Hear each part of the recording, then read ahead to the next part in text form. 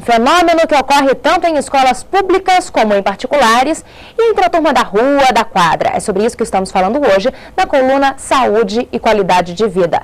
A nossa convidada, a psicóloga Lívia Borges, continua aqui ao meu lado. E você ainda pode tirar suas dúvidas ligando para 3481-2010. Eu já abro esse bloco registrando a participação de uma telespectadora. Boa tarde, quem fala? Márcia. Pois não, Márcia.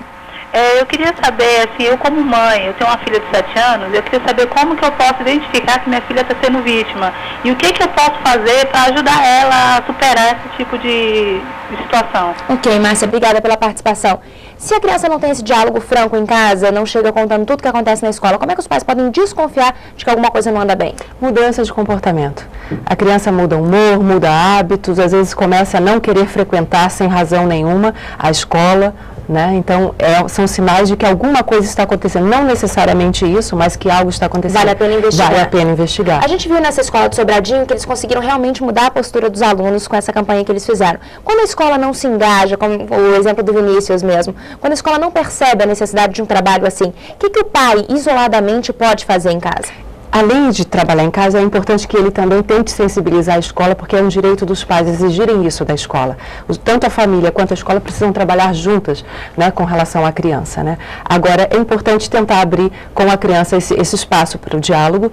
Agora, não adotar uma postura superprotetora, porque isso também não vai resolver o problema. A criança precisa encontrar saídas criativas para lidar com aquele problema. É claro que os pais precisam se colocar junto com a criança, para ajudá-la, auxiliá-la, para que ela não se sinta sozinha diante disso, né? Mas também não é resolver tudo por ela. Que dicas os pais podem dar para os filhos?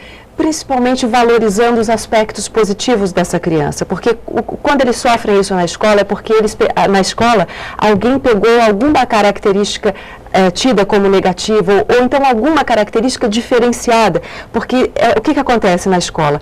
É a dificuldade das crianças lidarem com a diferença no outro, né? Então, até saber valorizar isso dentro de casa, saber valorizar isso na escola, quer dizer que necessariamente o ser diferente, ou ter uma característica diferente, quer dizer, somos todos, na verdade, diferentes.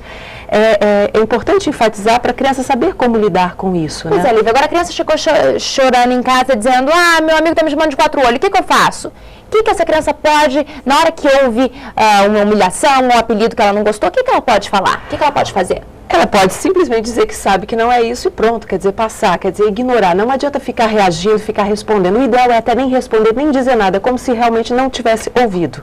Tá? Agora, procurar realmente digerir isso, porque se ela finge que não ouve, mas ela assimila aquilo, aí isso não é saudável. Eu tenho outro depoimento agora por telefone. Boa tarde, quem fala? Oi, meu nome é Pedro. Pois não, Pedro. É porque na minha escola, meus colegas me chamam de anão, porque eu sou pequena. Aí eu já falei com os professores também me chamam.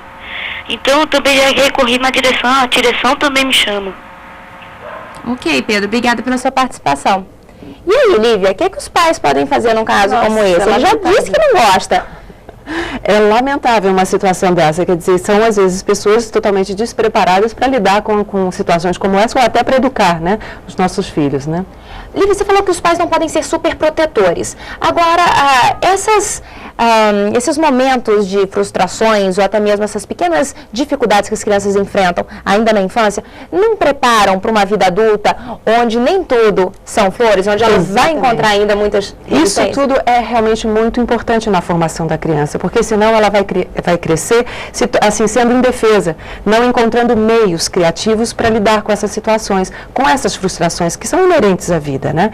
Então não adianta nem a escola também adotar uma postura superprotetora e nem a família, porque ele precisa disso, ele precisa lidar com a frustração, ele precisa perceber que ele não será unanimidade. Então, saber lidar com o outro. Agora, é importante também caracterizar bem a questão do respeito, porque você pode não gostar de alguém, alguém pode não gostar de você, mas é importante você exigir o respeito e dar esse respeito também em troca. Isso que deve ser enfatizado, tanto em casa quanto na escola. Lívia, quais as consequências do bullying na idade adulta?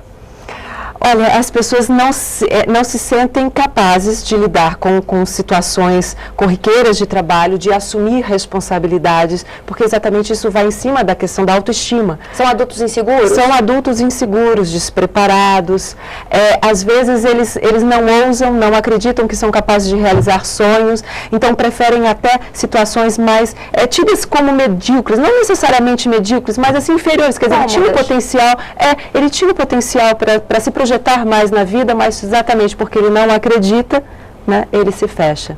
Lívia, muito obrigada mais uma vez pela sua participação aqui no Cidade Viva. E a seguir, 12 países percorridos de bicicleta. Você vai conhecer o autor dessa façanha.